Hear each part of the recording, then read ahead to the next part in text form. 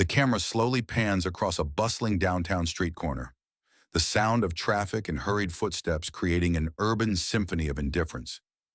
They say life can change in a heartbeat, but what they don't tell you is that sometimes the heartbeat stops.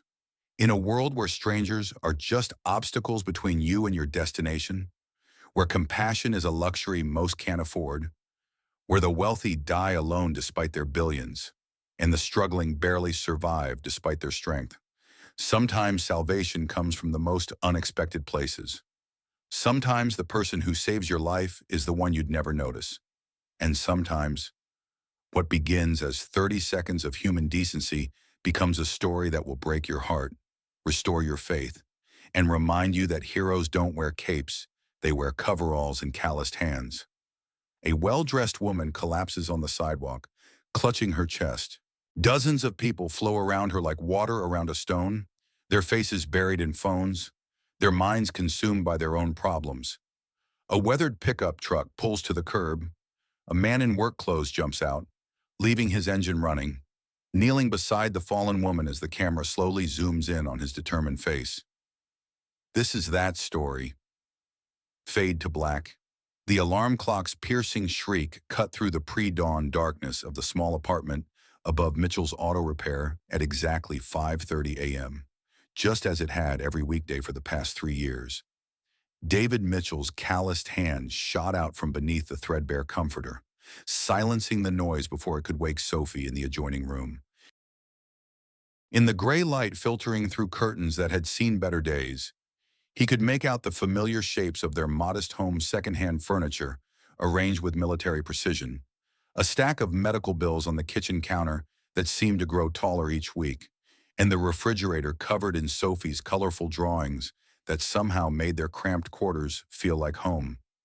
David sat on the edge of his bed, running weathered hands through hair that showed more salt than pepper despite his 42 years. His body ached from yesterday's double shift, 8 hours at the garage, followed by another 6 doing emergency roadside assistance. The math was simple and brutal. Sophie's insulin cost $340 per month. Their rent was $800 and his income barely covered both. There was no room for error, no margin for sick days, no safety net beyond his determination to keep his daughter healthy and his promise to his late wife Linda that Sophie would have every opportunity they dreamed of giving her. "Daddy," came a small voice from the doorway. Sophie stood there in her favorite pajamas, purple ones, with cartoon astronauts that Linda had bought her for Christmas 4 years ago, before everything changed. The fabric was starting to fray at the cuffs, but Sophie refused to let him replace them. They were her last tangible connection to the mother she remembered in fragments and fading photographs. "Morning. Sunshine," David said, opening his arms wide. Sophie patted across the cold linoleum floor in her sock feet and climbed onto his lap, her small arms wrapping around his neck in their daily ritual of reassurance. For a moment, the world felt complete again. In these quiet morning minutes before the day's struggles began, he could almost pretend that Linda might walk through the door any moment, coffee in hand and that brilliant smile lighting up her face. "Did you sleep okay?" he asked, smoothing down Sophie's tangled brown hair that was so much like her mother's. "I dreamed about Mommy again," Sophie said matter-of-factly, the way children do when discussing profound things that adults struggle to understand. "She was in a big white building with lots of windows, and she told me not to worry about you working so hard." David felt his throat tighten. Even in death, Linda was still taking care of them both. "That sounds like something she'd say," he managed, kissing the top of Sophie's head. "How about we make some breakfast, not pancakes, but I think we've got enough for scrambled eggs." Their morning routine unfolded with practiced efficiency, born of necessity.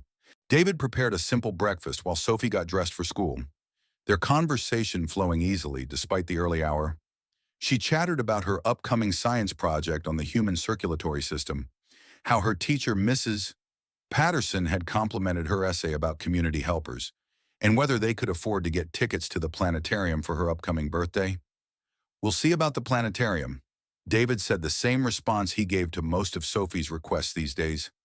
It wasn't a no, but it wasn't a yes either.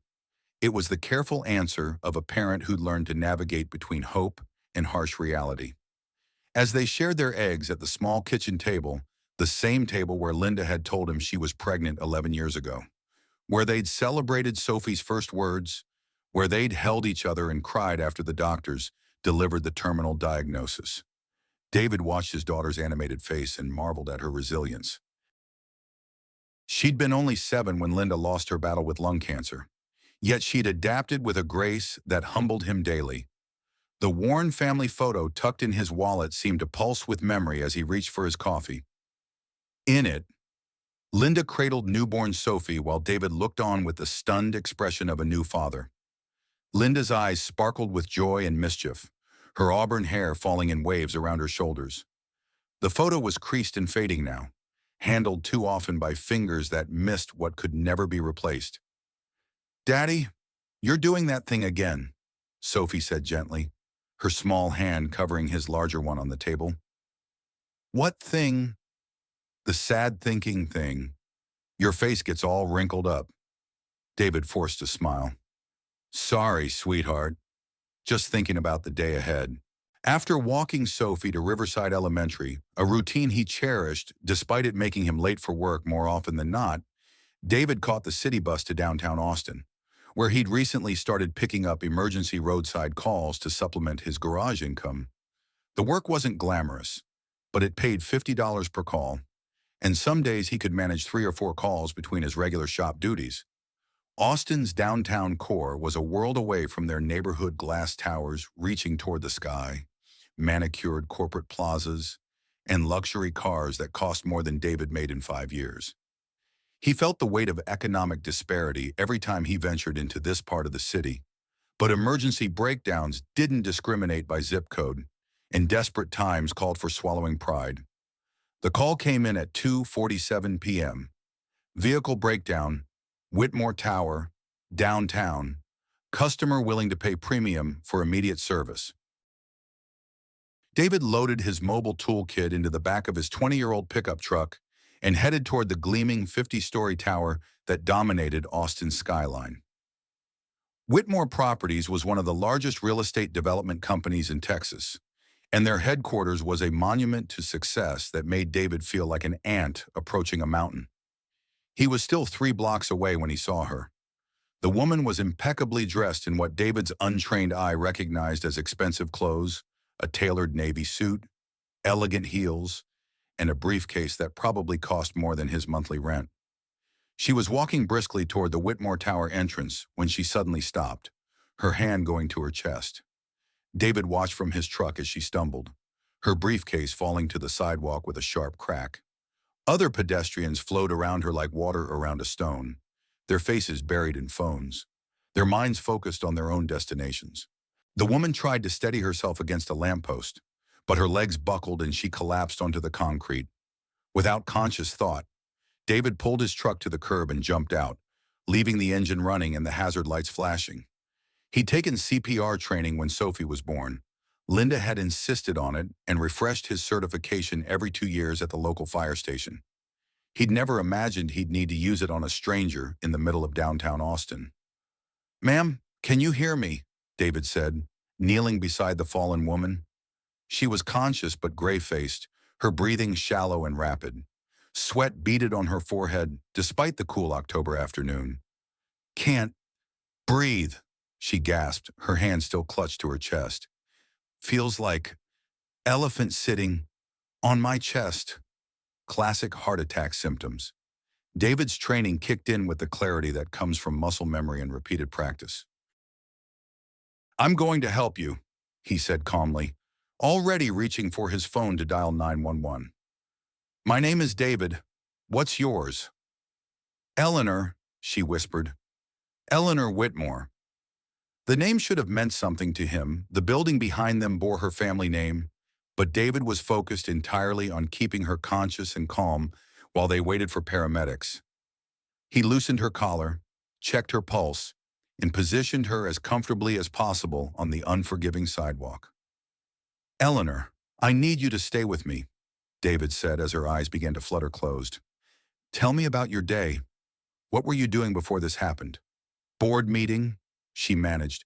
Quarterly projections? Always. Always something. Well, the projections can wait, David said with a gentle smile. Right now, your only job is to keep breathing.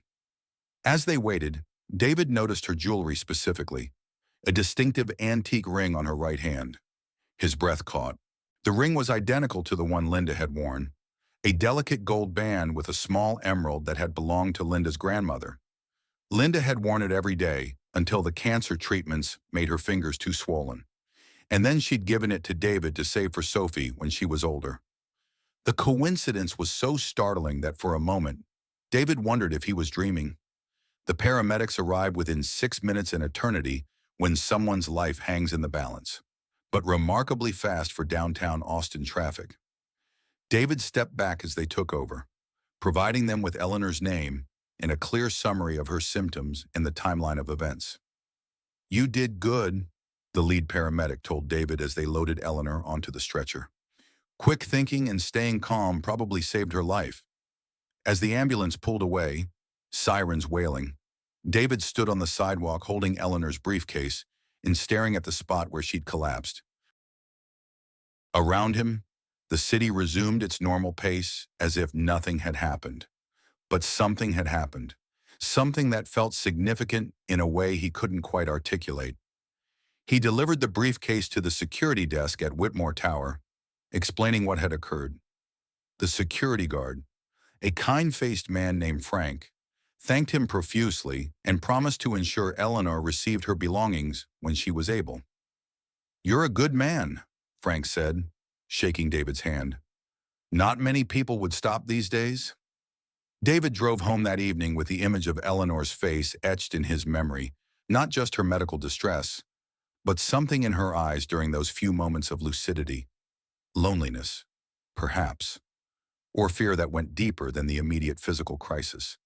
He'd seen that look in Linda's eyes during her final weeks, a profound vulnerability that success and strength couldn't shield.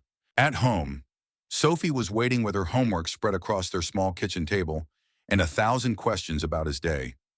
He told her about helping someone who was sick, leaving out the more frightening details. "Did she get better?" Sophie asked. Her pencil paused over a math worksheet. "I hope so. Sweetheart, the doctors and nurses at the hospital will take very good care of her. Mommy always said that helping people was the most important thing we could do," Sophie said thoughtfully. "She said it's how we make the world a little bit better, one person at a time." David smiled, remembering Linda's endless capacity for compassion. She'd volunteered at the animal shelter, helped elderly neighbors with their groceries, and never passed a homeless person without acknowledging their humanity. Her death had been devastating not just to their family, but to their entire community, which had lost one of its brightest lights. That night, after Sophie had fallen asleep, David sat at their kitchen table with a cup of coffee and faced the reality of their finances.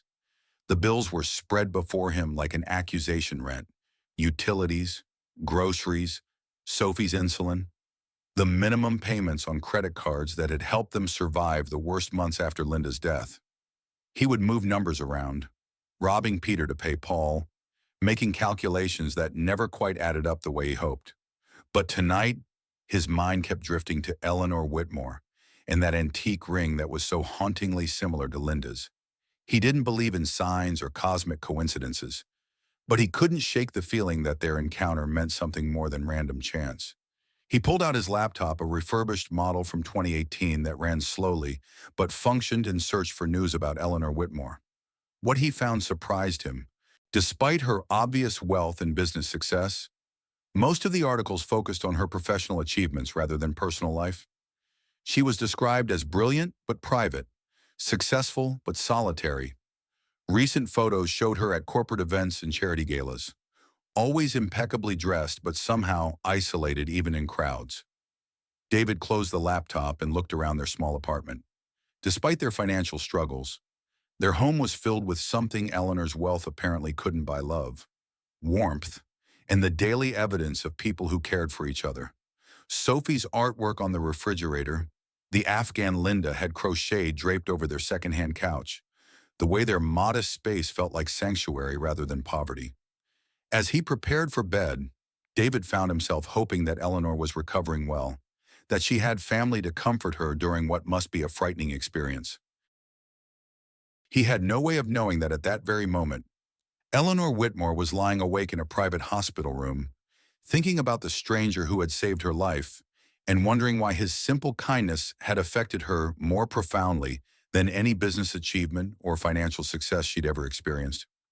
The antique ring sat on her bedside table, catching the soft light from the hospital corridor. She'd noticed David staring at it during those crucial minutes on the sidewalk, seen something in his expression that suggested recognition or memory. Tomorrow, she decided, she would find out who David Mitchell really was and why a garage mechanic had stopped to save her life when dozens of well-dressed professionals had walked past without a second glance. Eleanor Whitmore had built her real estate empire on the principle that information was power, and she'd never needed information more desperately than she did now. Lying in her private hospital room at Austin Presbyterian, surrounded by get-well flowers from business associates who barely knew her personally, she found herself obsessing over the stranger who had saved her life. David Mitchell. She learned his name from the paramedics' report, but that only made her more curious. What kind of man stopped in the middle of his workday to help a stranger in Eleanor's experience? Such selflessness was either calculated or naive, and something about David suggested neither. "Ms. Whitmore, you have a visitor," announced Dr. Patricia Santos, her cardiologist, entering with the measured steps of someone who delivered both miraculous news and devastating diagnoses with equal composure. "Your assistant is here with some urgent documents." Eleanor nodded absently, her mind still focused on the memory of steady hands and a calm voice telling her everything would be okay. She'd built a fortune by trusting her instincts about people, and every instinct she possessed told her that David Mitchell was someone worth knowing. "Doctor," she said as Dr. Santos checked her chart, "the man who helped me yesterday, is there any way to contact him? I'd like to thank him properly." "The hospital has a protocol for these situations," Dr. Santos replied. "We can forward a message through our patient services department, but Ms. Whitmore, I need to discuss something more important with you right now." Eleanor's attention snapped into focus. She'd survived in business by reading subtle cues, and something in the doctor's tone suggested this conversation would be more serious than routine post-cardiac event care. "Your blood work and imaging results are back," Dr. Santos continued, pulling up a chair beside Eleanor's bed. "What you experienced yesterday wasn't a minor cardiac episode. You suffered what we call a STEMI, a significant heart attack caused by a completely blocked coronary artery. Without immediate intervention, the outcome could have been very different." Eleanor felt the room temperature drop several degrees. How different? Fatal? Quite possibly. Mr. Mitchell's quick thinking and CPR training bought you the time you needed for our emergency response team to stabilize you. The weight of this information settled over Eleanor like a heavy blanket. She'd built her career on calculated risks, but she'd never considered that her most dangerous gamble was the way she'd been living her life, 16-hour workdays, stress levels that would kill a racehorse, and a social calendar filled with business obligations rather than meaningful relationships. "There's more," Dr. Santos said gently. "Your cardiac catheterization revealed extensive coronary artery disease. This wasn't an isolated incident. Eleanor, your heart has been struggling for months, maybe years. We need to discuss significant lifestyle changes and possibly surgical intervention." Eleanor stared at the ceiling, processing this information with the same analytical approach she brought to business decisions. But unlike merger negotiations or property acquisitions, this was one problem she couldn't solve through strategic planning or financial leverage. What kind of surgical intervention, potentially a triple bypass, depending on how you respond to medication over the next few weeks? Your arteries have significant blockages that can't be addressed with stents alone.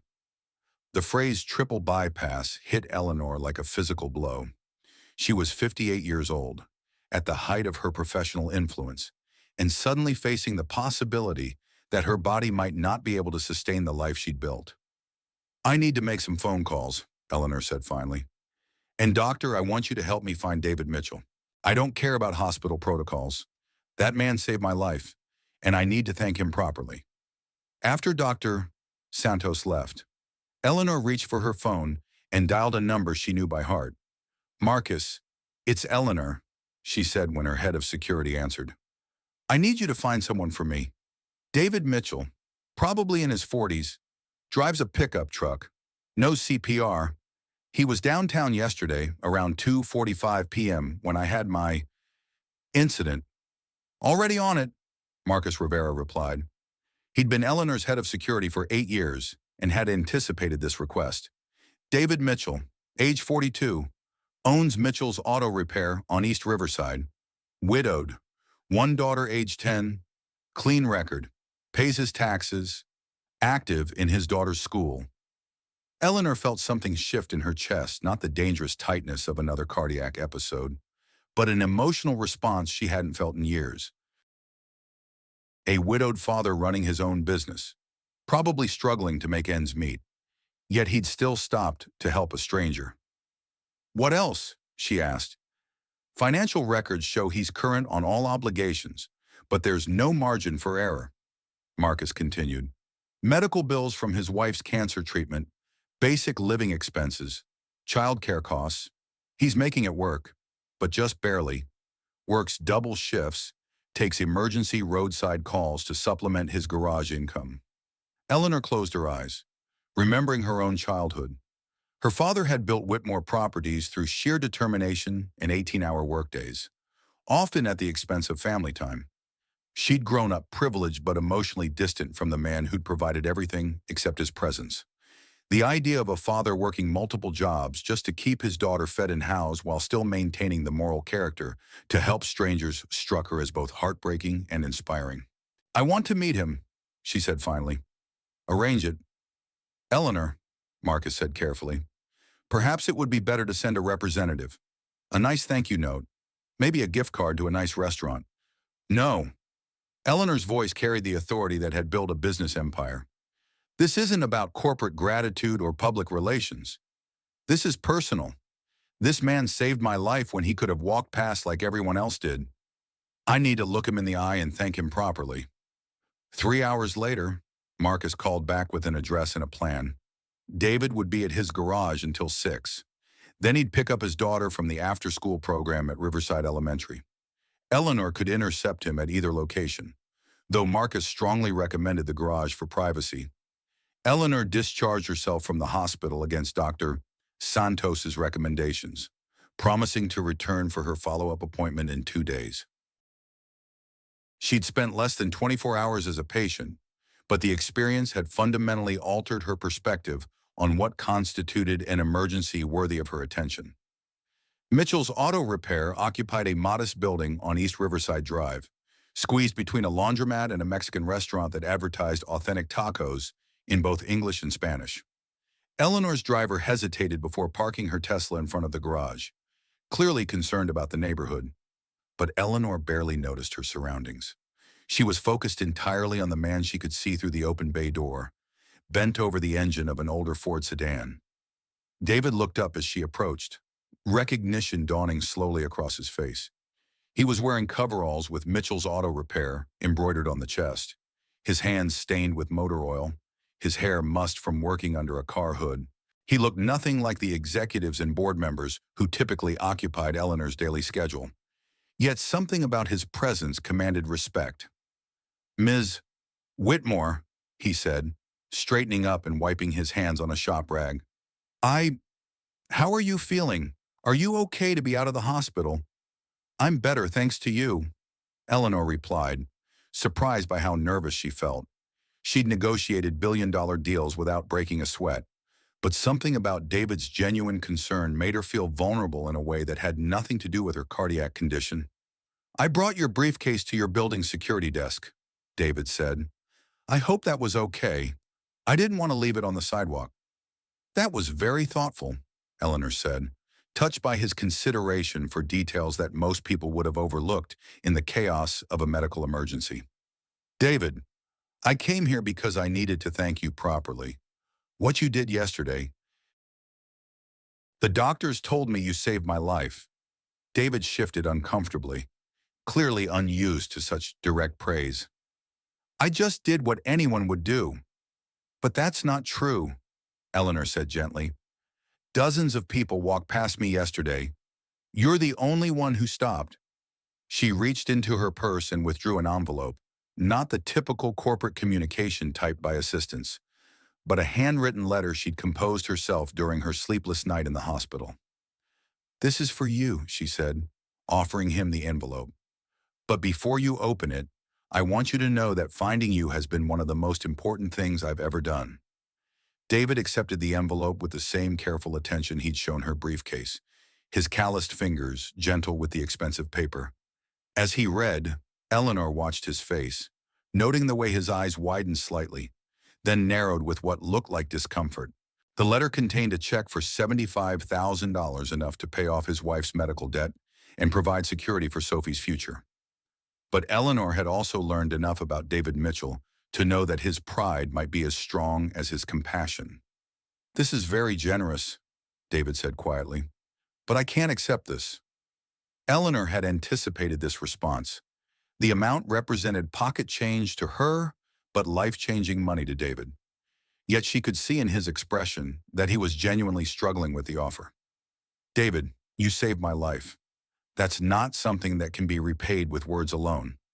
It can be repaid with words, David replied firmly. Knowing you're okay, knowing you took the time to find me and say thank you, that's enough. More than enough. A small voice interrupted their conversation. Daddy, who's the pretty lady?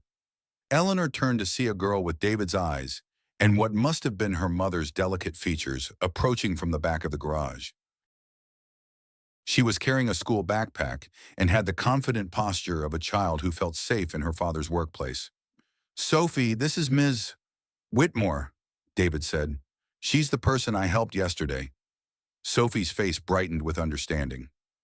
The sick lady, are you feeling better now? Eleanor felt her heart melt at the genuine concern in the child's voice. Much better, thank you. And please, call me Eleanor. What's your name? Sophie Grace Mitchell. I'm 10 years old and I'm in 5th grade. Did my daddy really save your life? He absolutely did, Eleanor said, crouching down to Sophie's eye level. Your father's a hero. I know, Sophie said with matter-of-fact confidence. He saves people all the time. When Mrs. Rodriguez's car wouldn't start in the rain, Daddy fixed it for free. And when Tommy Martinez's bike got stolen, Daddy found him another one at the used bike shop and didn't tell Tommy's mom it was from him. Eleanor glanced up at David, who was looking embarrassed by his daughter's revelations. Here was a man who performed quiet acts of kindness as naturally as breathing. Yet he was uncomfortable accepting gratitude for saving someone's life. Sophie, Eleanor said carefully, your daddy is very special. Not everyone would stop to help a stranger the way he helped me. Mommy always said that helping people was the most important thing we could do. Sophie replied. She said it's how we make the world better, one person at a time. The mention of Sophie's mother created a moment of silence that felt heavy with unspoken grief. Eleanor could see the shadow that crossed David's face, the way his hand automatically moved to touch something beneath his shirt, probably a wedding ring worn on a chain. Your mommy sounds like she was a very wise woman, Eleanor said gently. She was, Sophie said simply. She's in heaven now, but Daddy says she's still helping people, just in a different way. Eleanor stood slowly, her business mind processing what she'd learned about this family. They'd faced genuine tragedy, yet maintained their capacity for hope and generosity. David had lost his wife and was struggling to provide for his daughter, yet he'd still stopped to help a stranger without hesitation. David, she said, I understand your reluctance to accept help. I respect it, actually. But please understand something: you gave me the most precious gift anyone could give. You gave me my life back. Letting me express my gratitude isn't about charity. It's about completing a circle of kindness. David looked at his daughter, who was listening to their conversation with the intense focus children bring to adult discussions they sense are important. Sophie had her mother's intuitive understanding of people, and Eleanor could see the girl processing the dynamics between the adults. "Can I think about it?" David asked finally. Eleanor smiled, recognizing the first crack in his resistance. "That's all I ask. Think about it. And David, thank you for everything." As Eleanor's driver held the car door open for her, she looked back at the modest garage where David was already returning to his work, while Sophie settled at a small desk in the corner to do her homework. The scene was so fundamentally different from her usual environment of glass towers and corporate boardrooms, yet it felt more authentic than anything in her carefully curated life. During the drive back to her downtown penthouse, Eleanor found herself thinking about Sophie's words, "Daddy saves people all the time." What kind of world would it be if more people approached life with David Mitchell's quiet heroism? Her phone buzzed with messages from her assistant about missed meetings and delayed decisions. But for the first time in her professional career, Eleanor ignored them. She had more important things to consider, like how to convince a proud, principled man that accepting help wasn't a sign of weakness, but an opportunity for both of them to create something better than either could achieve alone. That evening, Eleanor sat in her penthouse apartment, 4,000 square feet of imported marble and designer furniture that felt colder and emptier than David and Sophie's modest garage. She thought about the antique ring that had caught David's attention, the one that reminded him of something precious he'd lost. Maybe that moment of recognition had been more than coincidence. Maybe it had been an invitation to consider that some connections transcended the boundaries of social class and economic circumstances. Eleanor had built her fortune by recognizing opportunities that others missed. Tonight, she realized she'd found something more valuable than any property deal or business acquisition. She'd found a family that could teach her what she'd been missing all her life, not just love and companionship, but the daily practice of caring for others without expecting anything in return. Tomorrow, she would begin the most important negotiation of her career, convincing David Mitchell that accepting her help wasn't about charity, but about joining forces to create a future that honored both his principles and his daughter's dreams.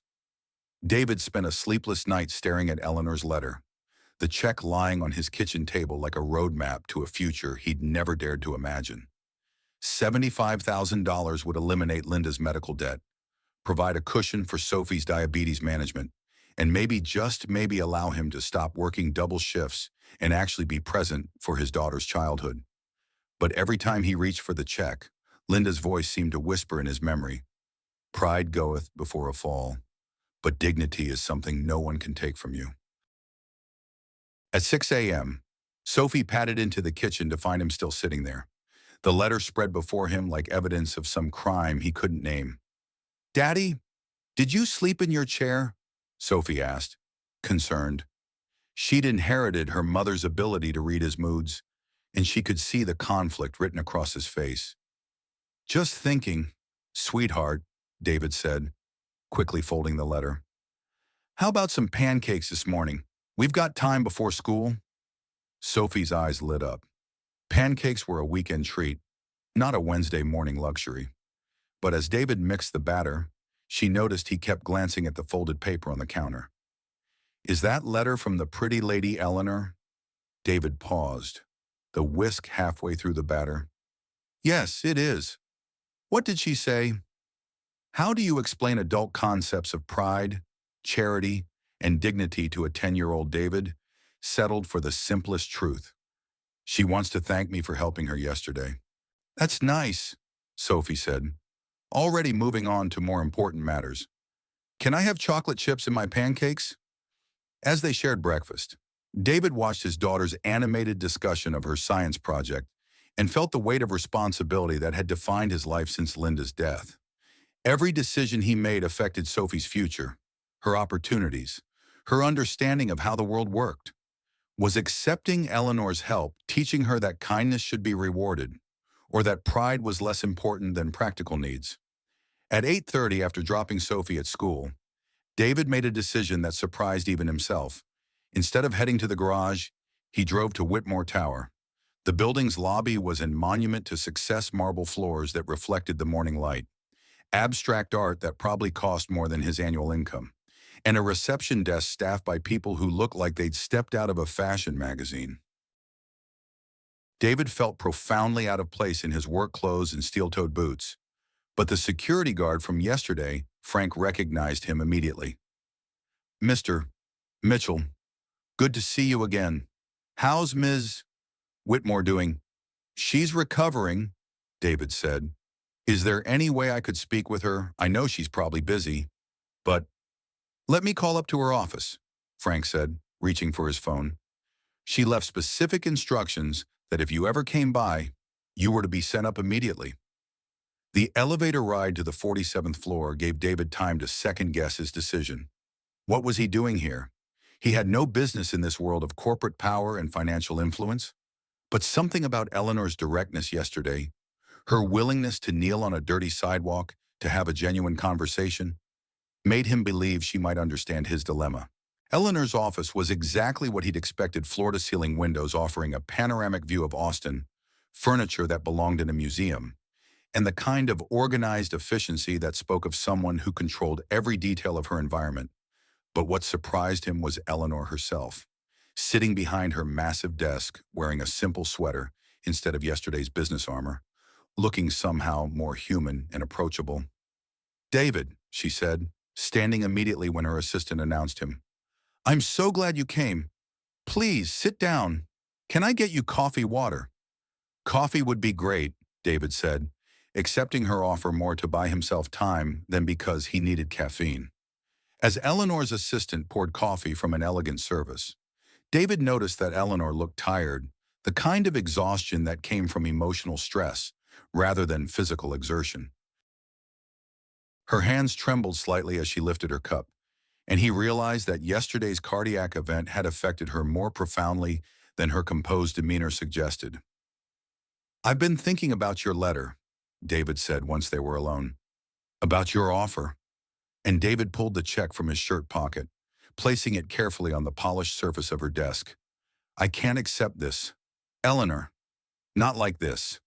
Eleanor studied his face, seeing something there that gave her hope. "What do you mean? Not like this?" "I mean that accepting money for doing the right thing would change what it meant. It would make it feel like I was paid to care about another human being." Eleanor leaned forward slightly. "Then what if it wasn't payment? What if it was something else entirely?" "Like what?" Eleanor stood and walked to the window, looking out at the city where she'd built her empire. "David, can I tell you something about my life?" "Of course." "I'm 58 years old. I'm worth approximately $2 billion. I have more business success than I ever dreamed of achieving. And until yesterday, when I was lying on that sidewalk, I realized I couldn't think of a single person who would genuinely mourn my death." The admission hung in the air between them, raw and vulnerable in a way that made David understand this conversation was about much more than money.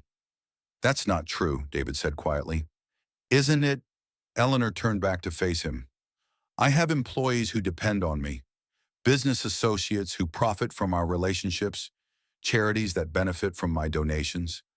But actual friends, people who care about me as a person rather than what I can provide, I honestly can't name one." David thought about his own life, the community of neighbors, fellow parents, and garage customers who made up his social world. They weren't wealthy or powerful, but they knew Sophie's favorite color and asked about her school projects. They brought casseroles when he worked late and invited them to backyard barbecues. It was a kind of wealth that couldn't be measured in bank statements. "David, what if I told you I had a different kind of proposal? Not a payment for yesterday, but an opportunity for both of us." Eleanor returned to her desk and withdrew a thick folder. "I've been thinking about what you said yesterday, about doing what anyone would do. But you're wrong. Not everyone would do what you did. In fact, most people in your situation would have been focused entirely on their own problems, their own responsibilities." She opened the folder, revealing what looked like a formal job description. "I want to offer you a position with Whitmore Properties. Director of Facilities and Safety Management.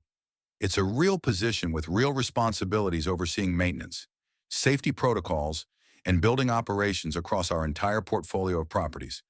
David stared at the job description, reading details about salary, benefits, and responsibilities that seemed to require qualifications he didn't possess. Eleanor, I appreciate this, but I'm not qualified for this kind of work. I fix cars and change oil. I don't know anything about corporate facilities management. You know more than you think, Eleanor said earnestly. You understand mechanical systems, which means you can troubleshoot building infrastructure. You have excellent judgment under pressure. I witnessed that firsthand. You care about people's safety and well-being, which is the most important qualification for this role. She pulled out another document. The salary is $85,000 per year, plus full health insurance, dental, and a retirement plan. But David, this isn't charity disguised as employment. I genuinely need someone I can trust in this position. Someone who will tell me the truth about problems rather than what they think I want to hear. David studied the benefits package, focusing particularly on the health insurance details.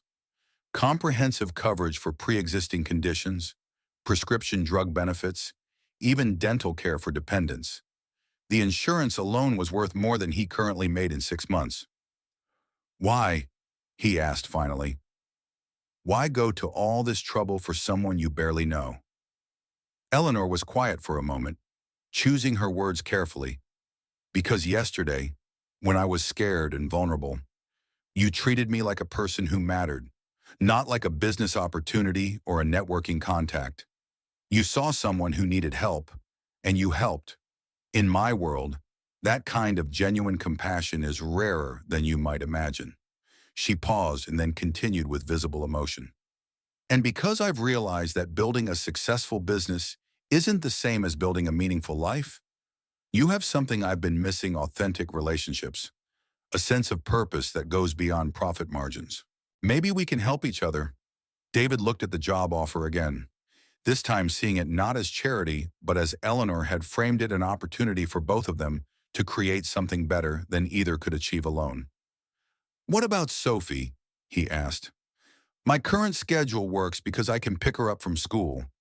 This position would require flexible hour, Eleanor said quickly. You could start at 7 and be done by 3:30 if that works better for your family. We also have an excellent on-site childcare facility for emergencies or school holidays. David felt something shifting inside him, not just hope, but a recognition that this opportunity could provide Sophie with the stability and opportunities he'd been struggling to give her. But accepting meant acknowledging that he couldn't do everything alone, that sometimes accepting help was an act of wisdom rather than weakness. Can I have some time to think about it? He asked. Of course, Eleanor said. Take all the time you need. But David, I want you to know that this offer has nothing to do with gratitude for yesterday and everything to do with the kind of person I've observed you to be. As David prepared to leave, Eleanor added, There's one more thing. Would you and Sophie like to have dinner with me sometime? Not as employer and employee, but well, as friends. I'd like to get to know you both better. David smiled, the first genuine smile Eleanor had seen from him since entering her office. Sophie would love that. She's been asking about you since yesterday. Good, then it's settled. Dinner first, job decision second. No pressure, just friendship. After David left, Eleanor sat at her desk feeling something she hadn't experienced in years, anticipation for something that had nothing to do with business success or financial gain. She was looking forward to sharing a meal with people who might actually care about her as a person rather than what she could provide. Her assistant buzzed in with reminders about 3 missed board meetings and a conference call with investors. But Eleanor found herself unable to focus on quarterly projections and market analyses. Instead, she was thinking about Sophie's science project and wondering if David would accept an offer that could change all their lives. Outside her office windows, Austin continued its daily rhythm of commerce and ambition. But Eleanor felt disconnected from that world for the first time in her adult life. Yesterday's heart attack had been more than a medical emergency. It had been a wake-up call that success without meaningful relationships was just expensive loneliness. Tomorrow evening, she would sit at a kitchen table with David and Sophie, sharing a simple meal and honest conversation. For the first time in years, Eleanor Whitmore was looking forward to something that couldn't be measured in dollars or market share. The dinner invitation came at exactly the wrong time, or perhaps exactly the right time, depending on how you viewed the cosmic sense of humor that seemed to govern David's life. 3 days after Eleanor's job offer, just as he was beginning to believe their family might finally catch a break, Sophie collapsed during recess at Riverside Elementary. The call came while David was installing new brake pads on a customer's Honda, his hands deep in the greasy mechanics of keeping someone else's life running smoothly. The school nurse's voice was professionally calm, but David could hear the underlying concern that sent ice through his veins. "Mr. Mitchell, Sophie had what appears to be a hypoglycemic episode during recess. She's conscious and alert now, but we've called an ambulance as a precaution. You should meet us at Austin Children's Hospital." David's world tilted sideways. Hypoglycemic episode. Low blood sugar. The words echoed in his memory. Linda had developed diabetes complications during her cancer treatment, and David had learned more than he'd ever wanted to know about blood sugar management and insulin protocols. But Sophie had never shown signs of diabetes. She was active, healthy, ate well despite their limited grocery budget. Yet as David raced through Austin traffic, his mind cataloged symptoms he'd been too busy or too hopeful to notice. Sophie's increased thirst over the past few weeks, her requests for more frequent bathroom breaks, the way she'd been more tired than usual after school. Austin Children's Hospital smelled like industrial disinfectant and the particular kind of anxiety that lived in places where children faced medical crises. David found Sophie in the emergency department, looking small and pale in the large hospital bed, but awake and irritated by all the attention. "Daddy, I'm fine," she said as soon as she saw him. "They won't let me go back to school, and I'm missing our math test." "Let's worry about the math test later, sweetheart," David said, kissing her forehead and taking inventory of the monitors and IV lines that connected his daughter to various medical devices.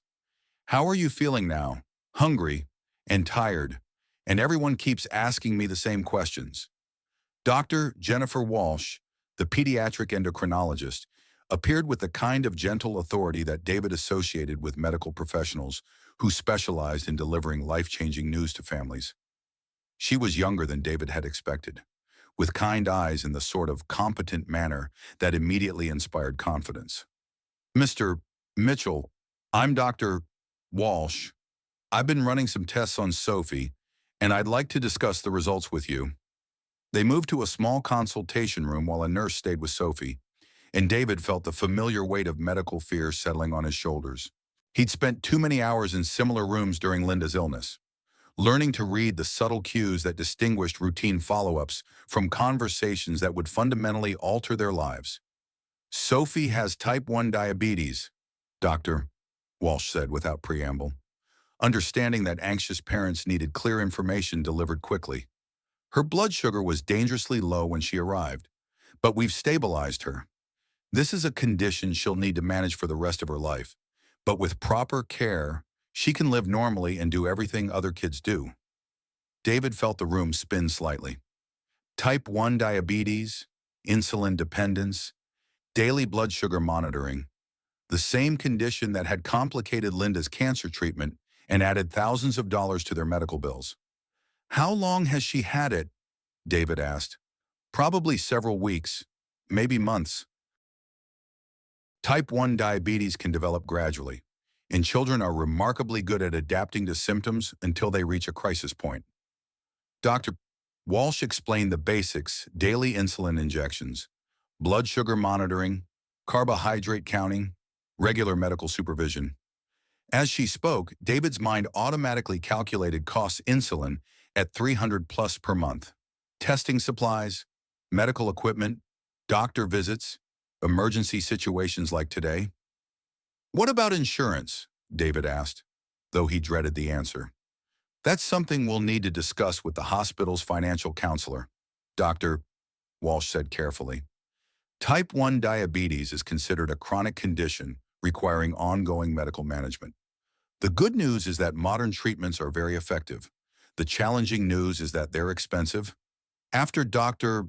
Walsh left to check on Sophie, David sat alone in the consultation room, staring at the educational brochures about diabetes management and feeling the weight of responsibility that had defined his life since Linda's death. Just when he'd begun to hope that Eleanor's job offer might provide stability and opportunities for Sophie's future, life had reminded him that security was always temporary when you were one medical crisis away from financial catastrophe. His phone buzzed with a text message. Eleanor, haven't heard from you about dinner plans. Hope everything is okay. David stared at the message, remembering Eleanor's job offer with its comprehensive health insurance benefits. The irony was almost painful 3 days ago. Accepting her offer had felt like charity. Now it felt like survival. He typed back, Sophie is in the hospital. Newly diagnosed with type 1 diabetes. Rain check on dinner. The response came within minutes. Which hospital? I'm on my way. You don't need to do that, David replied. Yes, I do. See you soon. Eleanor arrived 45 minutes later, still wearing the business attire that suggested she'd left an important meeting to drive across town. She carried a small gift bag in the kind of focused concern that David was beginning to recognize as characteristic of her approach to everything thorough, determined, and surprisingly compassionate. How is she? Eleanor asked immediately. Scared, confused, asking questions I don't know how to answer, David said. The doctors say she'll be fine with proper management, but you're wondering how you're going to afford proper management, Eleanor finished gently. David nodded, grateful that she understood without making him say it aloud. Eleanor handed him the gift bag. I brought Sophie something to keep her occupied. And David, I brought something for you too. Inside the bag was a tablet loaded with age-appropriate games and educational apps about diabetes management for children. But underneath was another envelope, not a check this time, but what looked like official documents. What's this? David asked. Employment papers, Eleanor said simply. I took the liberty of having HR expedite your application. If you sign those documents tonight, your health insurance coverage begins immediately retroactive to today's date. David stared at the papers, feeling a mixture of gratitude and something that might have been relief or defeat. Eleanor, I haven't even decided. Yes, you have, she said gently. You decided the moment you realized Sophie needed better medical coverage than you can provide on your own. This isn't about pride anymore. David, it's about giving your daughter the care she needs. They returned to Sophie's room together, where Eleanor's presence immediately brightened the atmosphere.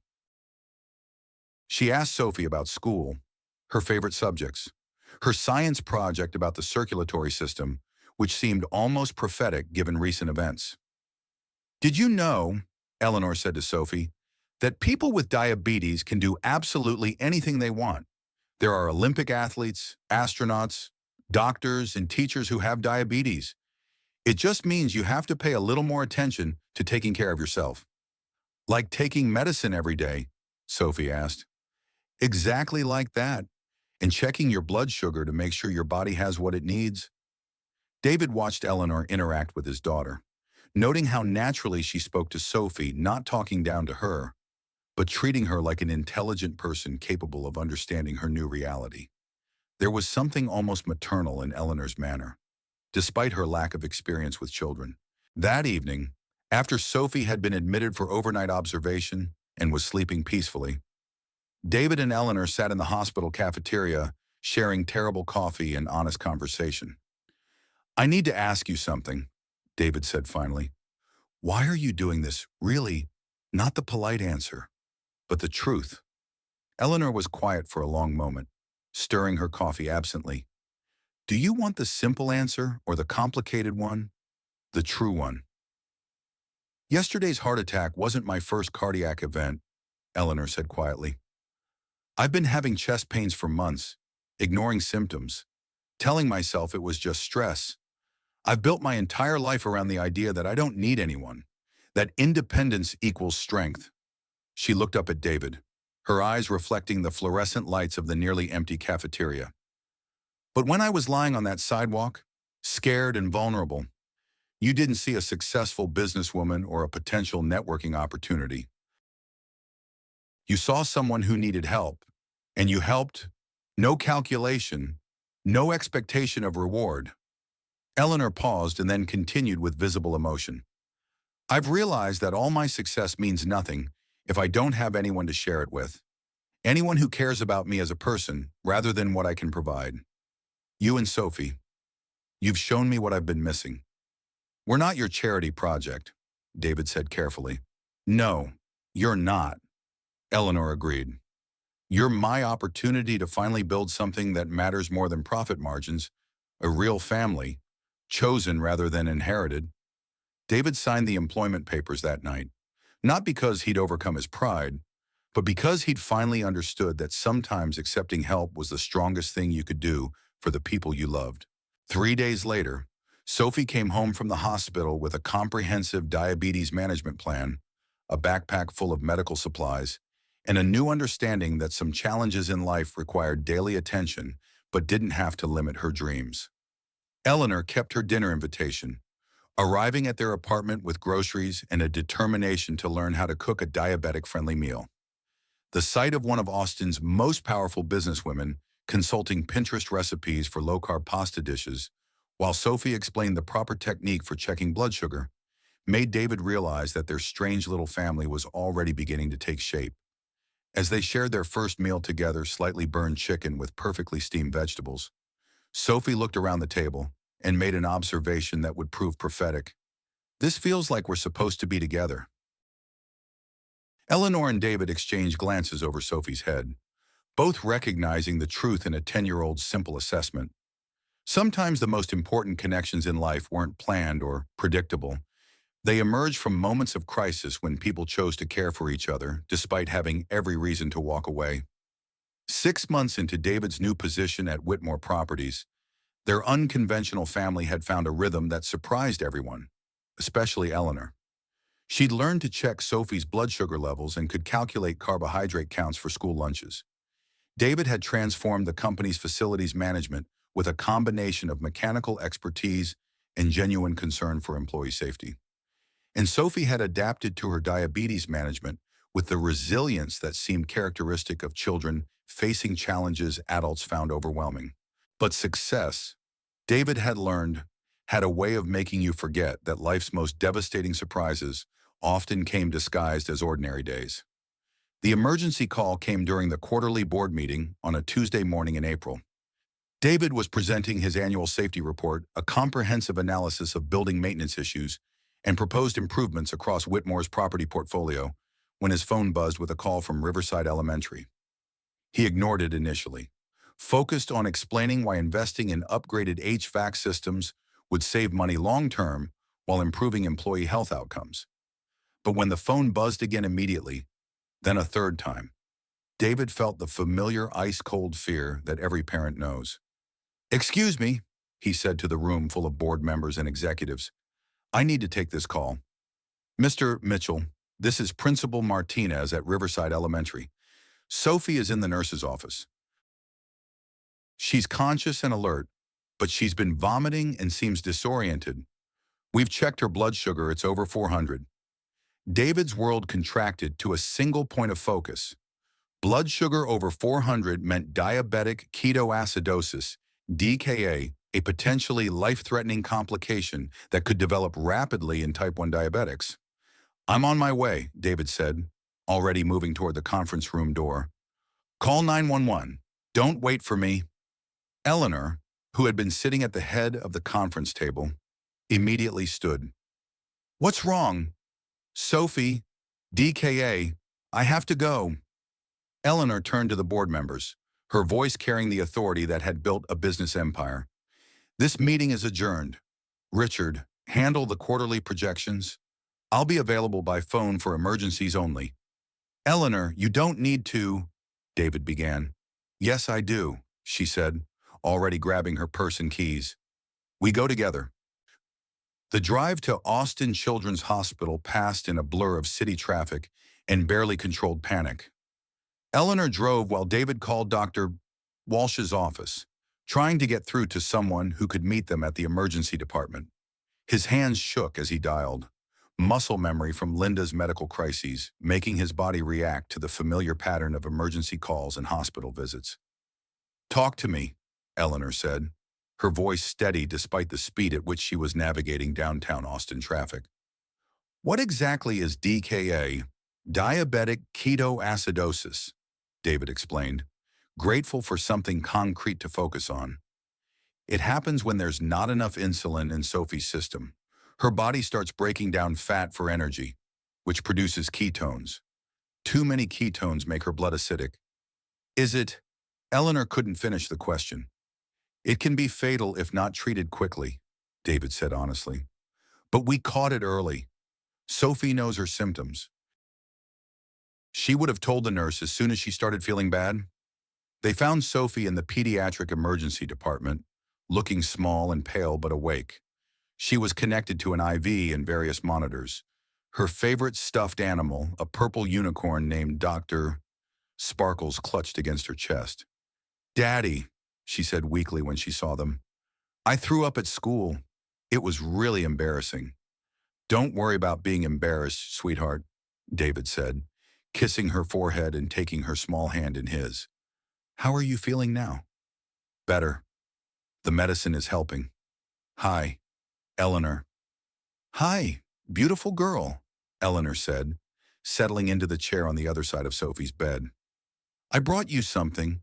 She pulled out a small wrapped package, a new book about a young detective who solved mysteries while managing type 1 diabetes. "I thought you might like to read about someone who has adventures in diabetes." Dr. Walsh appeared with the kind of calm professionalism that David had learned to both appreciate and dread. "Sophie's doing much better," she said immediately, understanding that worried parents needed reassurance before medical details. "We've got her blood sugar stabilizing and the ketones are clearing from her system." "What caused it?" David asked. "She's been so good about checking her levels, taking her insulin. Sometimes it just happens," Dr. Walsh explained. "Sophie might be fighting off an infection, or stress from school, or just the normal fluctuations that come with growing. Type 1 diabetes requires constant adjustments, especially in children." She pulled up a chair, settling in for what David recognized as a serious conversation. "But I need to discuss something important with you. Sophie's diabetes management has been excellent, but she's reached a point where she needs more sophisticated monitoring and treatment options." Dr. Walsh explained continuous glucose monitoring systems, insulin pumps, and advanced management technologies that could provide better control and reduce the risk of future DKA episodes. As she spoke, David's mind automatically calculated costs. The CGM system alone costs $3,000 plus monthly supplies and regular replacement sensors. "Our insurance covers some of these options," Dr. Walsh continued, "but there are usually significant co-pays and deductibles. I'd recommend talking with our financial counselor about payment plans." After Dr. Walsh left to check on other patients, David and Eleanor sat beside Sophie's bed while she slept, both lost in their own thoughts about what this meant for their family's future. "The insurance will cover most of it," Eleanor said quietly. "Most isn't all," David replied.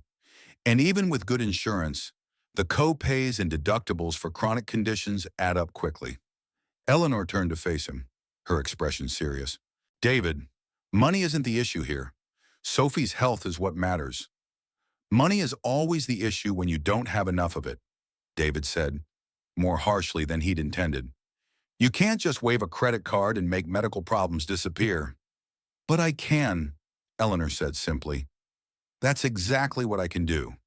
And that's exactly what I'm going to do." David stared at her, recognizing the tone of voice she used for non-negotiable business decisions. "Eleanor, we've talked about this. I won't let you pay for Sophie's medical care. That crosses a line." "What line?" Eleanor asked, her voice rising slightly. "The line between friendship and family. Because that's what we are." David, we're family, and families take care of each other.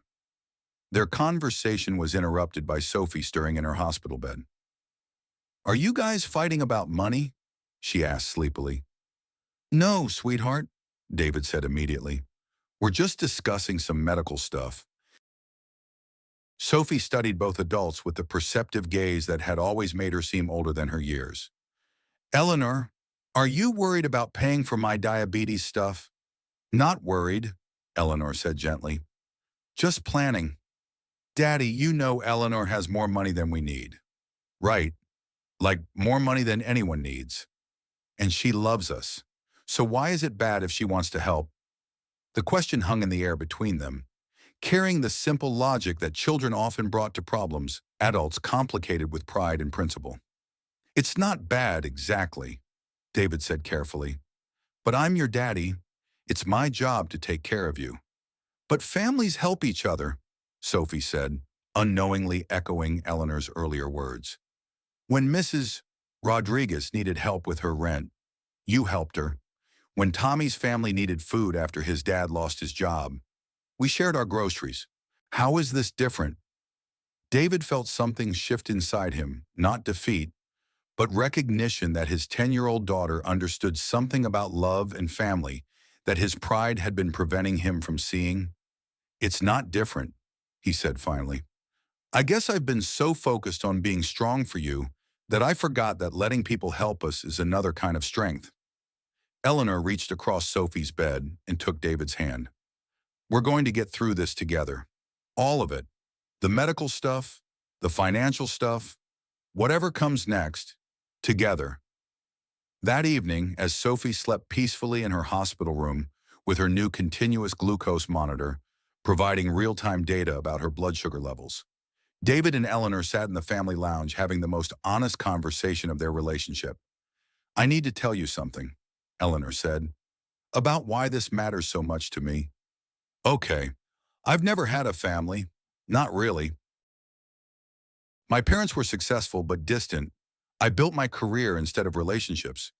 Until I met you and Sophie, I thought success meant not needing anyone. Eleanor paused, choosing her words carefully. But these past months, watching you parent Sophie, seeing how you balance work and family, learning to be part of something bigger than myself, it's changed everything for me. What are you saying? I'm saying that you and Sophie have given me something I never knew I was missing. A purpose that goes beyond profit margins. People who care about me as a person, rather than what I can provide. Eleanor looked directly at David, her voice steady despite the emotion behind her words. I'm saying that I love you both, not as a benefactor or a grateful cardiac patient, but as someone who wants to build a life with you, a real family. David felt his breath catch. Over the months, their relationship had evolved from gratitude to friendship to something deeper that he'd been afraid to name. But hearing Eleanor articulate it made him realize how much his own feelings had changed. Eleanor, he said carefully, are you sure this isn't just gratitude or some kind of rescue fantasy? I'm sure, she said. The question is whether you feel the same way. David thought about Linda, about the promise he'd made to never forget her or replace what they'd shared. But as he looked at Eleanor, this strong, successful woman who had learned to love his daughter and support his dreams, he realized that love wasn't about replacement. It was about expansion, about choosing to build something new while honoring what had come before. I do, he said simply. I love you too. Both of us do. Sophie's voice drifted from her hospital bed, where she was apparently not as asleep as they'd thought. So does this mean Eleanor is going to be my stepmom? David and Eleanor looked at each other and began laughing, the kind of relieved, joyful laughter that comes when life finally starts making sense after months of uncertainty. We'll have to discuss that, Eleanor said, reaching over to stroke Sophie's hair. But yes, I think that's exactly what it means. As they settled in for the night, taking turns sitting beside Sophie's bed, while she slept peacefully under the careful monitoring of her new medical devices, David realized that their family had been tested by crisis and emerged stronger than before. Tomorrow would bring discharge planning, insurance negotiations, and the daily reality of managing a chronic condition. But tonight, surrounded by the evidence of love, chosen rather than inherited, their strange little family felt exactly as it should be complete. 18 months after that day on the sidewalk, when a stranger's heart stopped beating and another stranger chose to save her life, Eleanor Whitmore stood in the garden of the modest house she now shared with David and Sophie, watching her soon-to-be stepdaughter practice her speech for the school science fair. The house itself was a compromise between Eleanor's means and David's values, comfortable but not ostentatious, large enough for privacy but cozy enough to feel like home. It sat on 2 acres outside Austin, with space for Sophie to run and room for the vegetable garden that had become Eleanor's unexpected passion. And in conclusion, Sophie was saying to an audience of garden tomatoes and attentive butterflies, the human heart is basically a pump that works 24 hours a day for your entire life. It's pretty amazing when you think about it. Eleanor smiled, remembering Sophie's original science project about the circulatory system and how prophetic it had seemed, given everything that had happened since. Today's presentation was about diabetes management and athletic performance. Sophie had decided she wanted to be a doctor who specialized in helping young athletes manage chronic conditions. That was perfect, sweetheart, Eleanor called out. Very clear and informative. Sophie bounded over with the boundless energy of an almost 12-year-old whose diabetes was well controlled and whose future looked bright with possibility. Do you think the judges will like it? I think they'll be impressed by your research and your presentation, Eleanor said diplomatically. But more importantly, do you like it? I love it, Sophie said with characteristic enthusiasm. Did you know there are Olympic athletes with type 1 diabetes and soccer players, and basketball players, and even mountain climbers? Eleanor did know this. She'd learned more about diabetes management in the past year than she'd ever expected to learn about any medical condition. But she also knew that Sophie's excitement about her research came from her growing confidence that her diagnosis didn't limit her dreams. David appeared from the garage where he'd been working on weekend projects not from financial necessity anymore, but because he enjoyed the meditative quality of fixing things with his hands.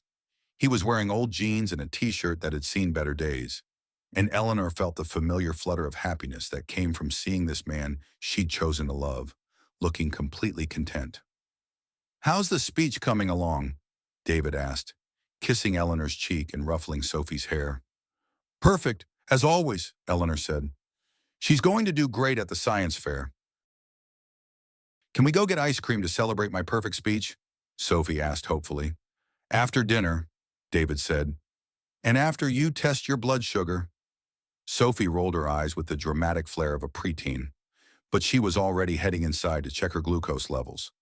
Her diabetes management had become as routine as brushing her teeth, something that required attention but didn't dominate her daily life. As they watched Sophie disappear into the house, Eleanor and David stood together in the garden they'd planted last spring, surrounded by evidence of the life they'd built together. It wasn't the life any of them had expected, but it was exactly what they'd needed. Are you nervous about tomorrow? David asked, referring to Eleanor's follow-up appointment with Dr. Santos. A little, Eleanor admitted, but not about my health. My heart is stronger than it's been in years. It was true. Eleanor's cardiac recovery had been remarkable, aided not just by medical intervention and lifestyle changes, but by the profound difference it made to have people who genuinely cared about her well-being. Her stress levels had dropped dramatically once she'd learned to delegate responsibilities and prioritize relationships over profit margins. Then what are you nervous about? Eleanor smiled, reaching into her pocket to touch the small velvet box she'd been carrying for weeks, waiting for the right moment. I'm nervous about whether you'll say yes. David's eyebrows raised in surprise. Yes to what? Instead of answering with words. Eleanor dropped to one knee in their tomato garden, pulling out the ring box with hands that were steady despite the magnitude of what she was about to ask. David Mitchell, she said, looking up at the man who had saved her life in more ways than one. Will you marry me? The ring itself was simple, a gold band that would complement rather than replace the chain around David's neck, where he still wore Linda's wedding ring. Eleanor had chosen it carefully, understanding that this proposal wasn't about erasing the past, but about choosing to build a future together. David stared at her, his expression cycling through surprise, emotion, and something that looked like joy. Eleanor, I know this is unconventional, Eleanor said quickly. I know women aren't supposed to propose, and I know we've never actually discussed marriage in concrete terms, but I also know that I love you and Sophie more than I've ever loved anything in my life, and I want to make it official. Eleanor, David said again, his voice thick with emotion, I want to adopt Sophie if she'll have me. I want to be her legal parent, not just someone who loves her. I want us to be a real family in every way that matters. David reached down and pulled Eleanor to her feet, his hands gentle on her arms. You don't need to convince me, he said softly. The answer is yes. It's been yes since that night in the hospital when Sophie asked if you were going to be her stepmom. Eleanor felt tears she hadn't expected spilling down her cheeks as David took the ring from her trembling hands and slipped it onto his own finger. It fit perfectly. She'd measured one of his other rings when he wasn't paying attention. Is this really happening? Eleanor asked. It's really happening, David confirmed, pulling her into his arms for a kiss that tasted like possibility and home. Their embrace was interrupted by applause from the house. They looked up to see Sophie standing at the kitchen window, grinning and clapping enthusiastically. Finally, Sophie called out through the open window. I was wondering when you guys were going to figure that out. As they walked back to the house together, David's hand warm in Eleanor's. She reflected on the journey that had brought them to this moment. A year and a half ago, she'd been a successful but lonely woman whose life had been saved by a stranger's kindness. Now she was part of a family that had taught her the difference between having everything and having what mattered.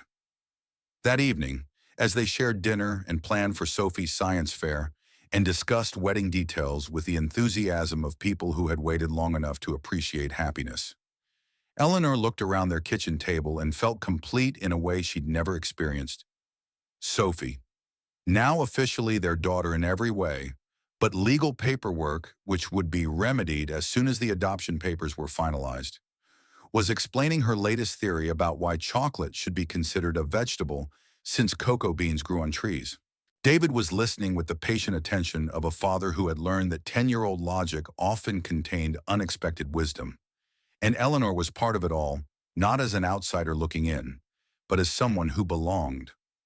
Later that night, after Sophie had gone to bed and they'd finished planning the simple garden wedding they wanted to have in their backyard, Eleanor and David sat on their front porch looking up at the stars Sophie loved to count.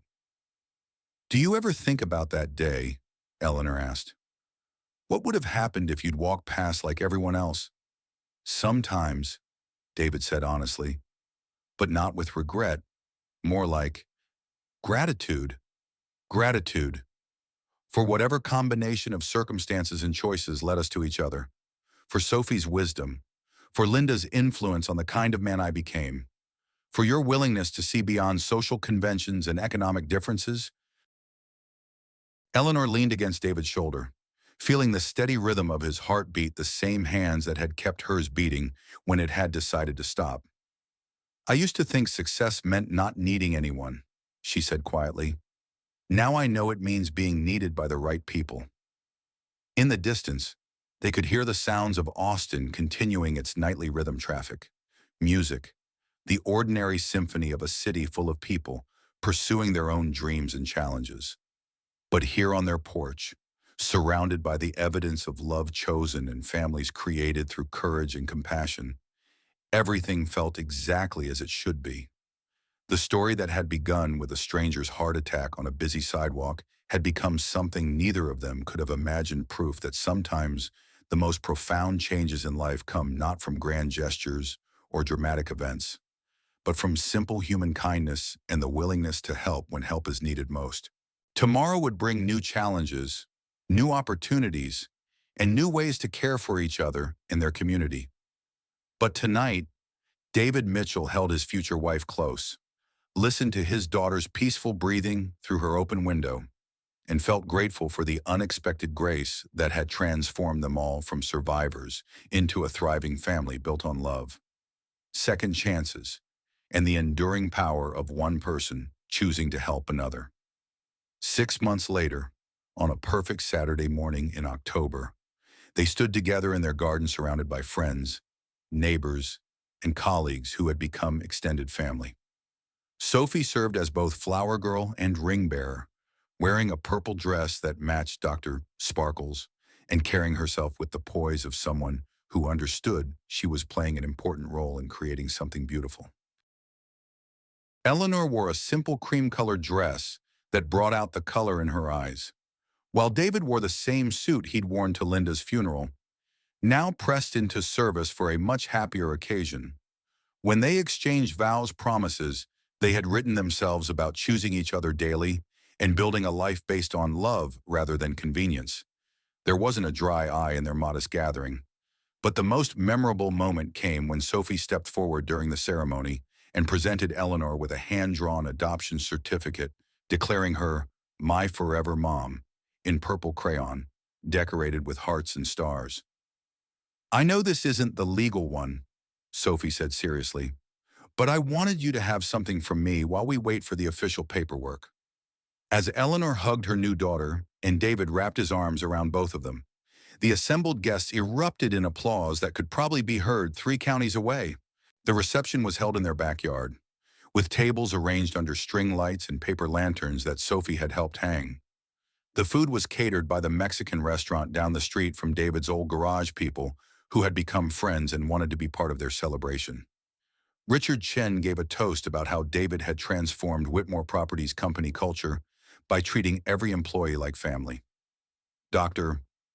Walsh spoke about Sophie's courage in managing her diabetes and pursuing her dreams of becoming a doctor. Mrs. Rodriguez, their former neighbor, cried happy tears while telling everyone about the first time she'd seen Eleanor helping Sophie with her math homework. But the most touching moment came when Sophie stood on a chair to make her own toast, raising a glass of sparkling apple cider with the solemnity of someone addressing a joint session of Congress. "To my dad, David, and my mom, Eleanor," she said with 10-year-old precision, "thank you for showing me that families aren't just about the people you're born with. They're about the people who choose to love you every single day. And to my first mom, Linda, who I know is watching from heaven, thank you for teaching Dad how to save people's hearts, because that's how he saved Eleanor's heart and how Eleanor saved ours." The toast brought tears to every adult present, but Sophie wasn't finished. "And thank you to my diabetes," she continued, causing surprised laughter. "Because if I hadn't gotten sick, Dad might never have taken the job with Eleanor, and we might never have become a family. Sometimes the scary things turn out to be the best things in disguise."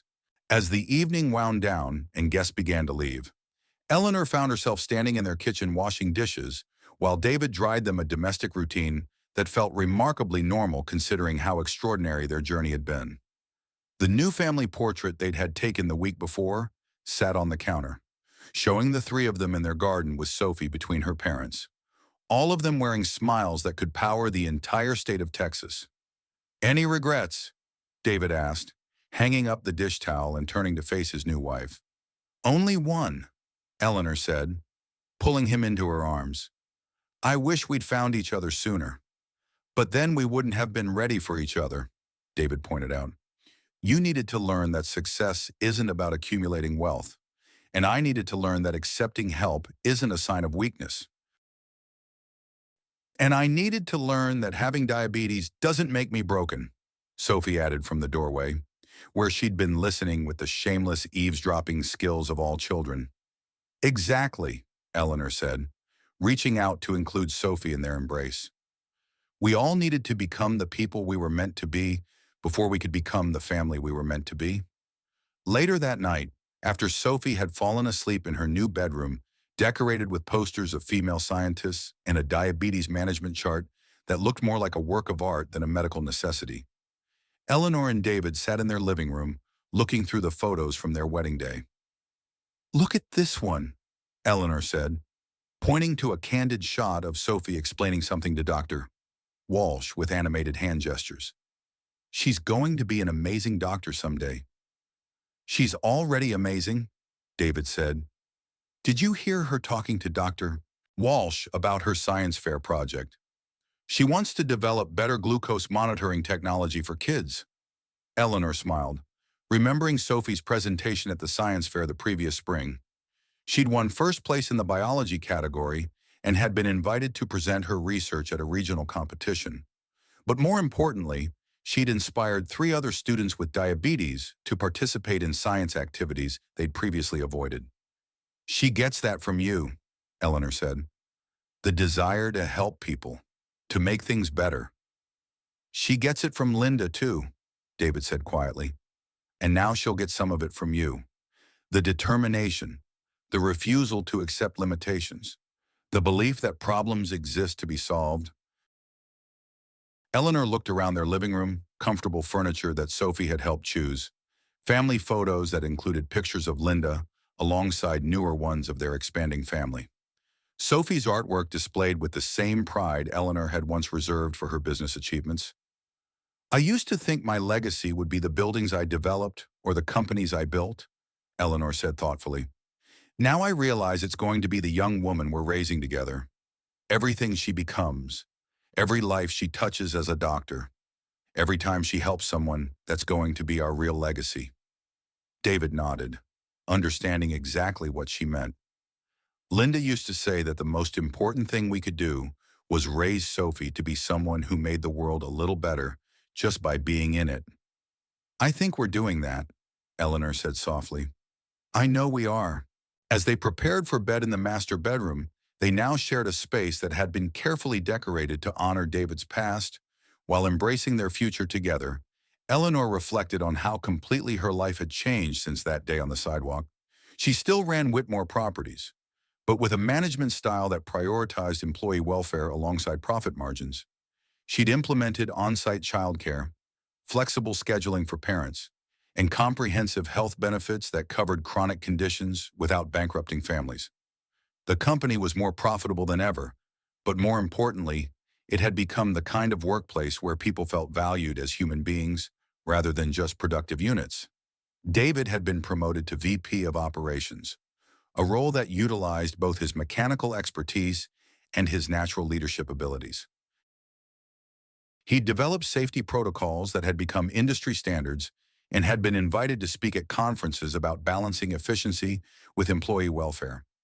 But his favorite part of the job remained the daily interactions with workers who knew he genuinely cared about their safety and success.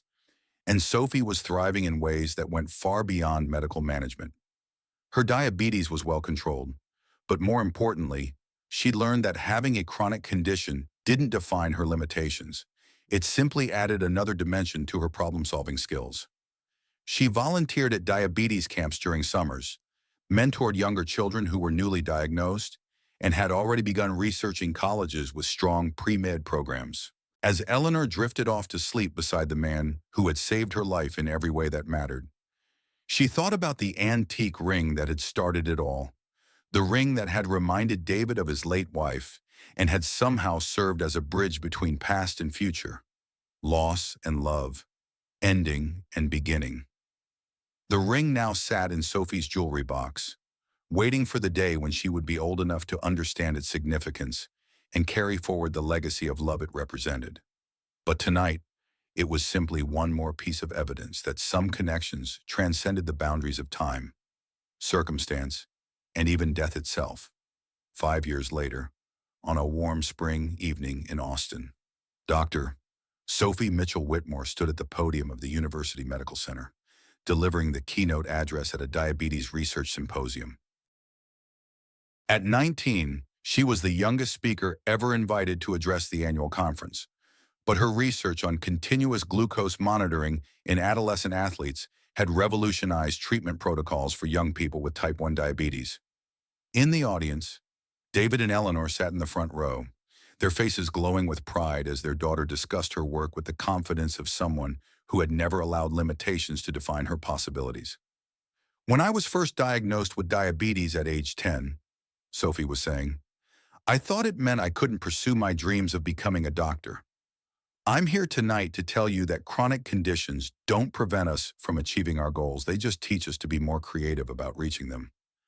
After the presentation, as they celebrated at Sophie's favorite restaurant, the same Mexican place that had catered their wedding, Eleanor marveled at the young woman their scared 10-year-old had become. Sophie was confident without being arrogant, compassionate without being naive, and driven by the same desire to help others that had characterized her father's approach to life.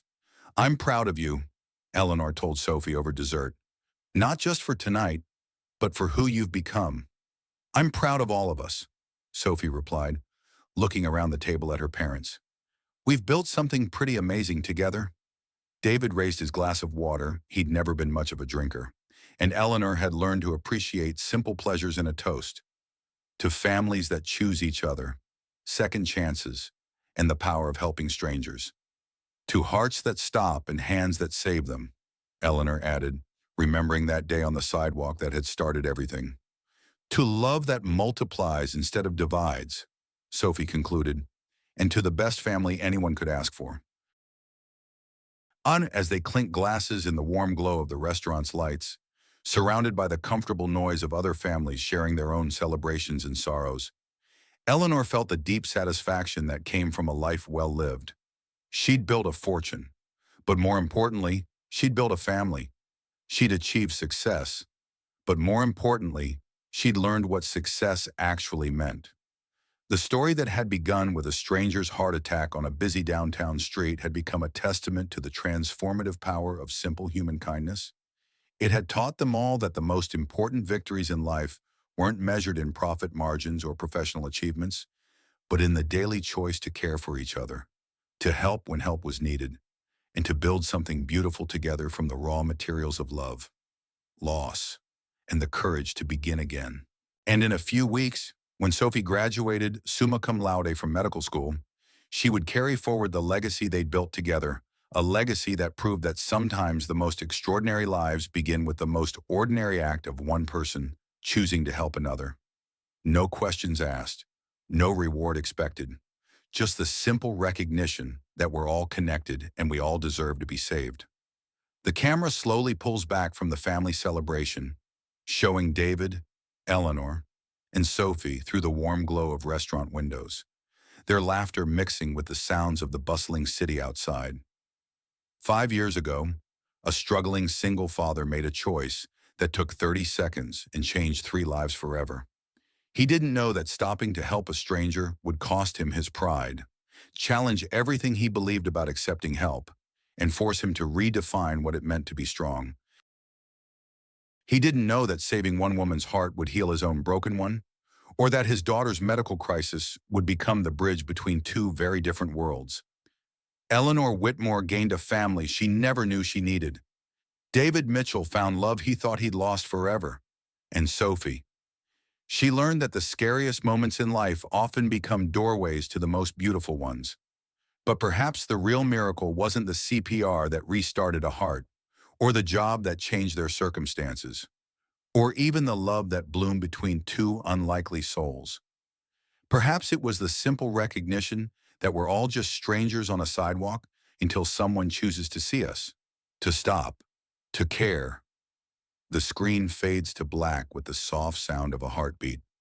So tell me, when was the last time you stopped for a stranger?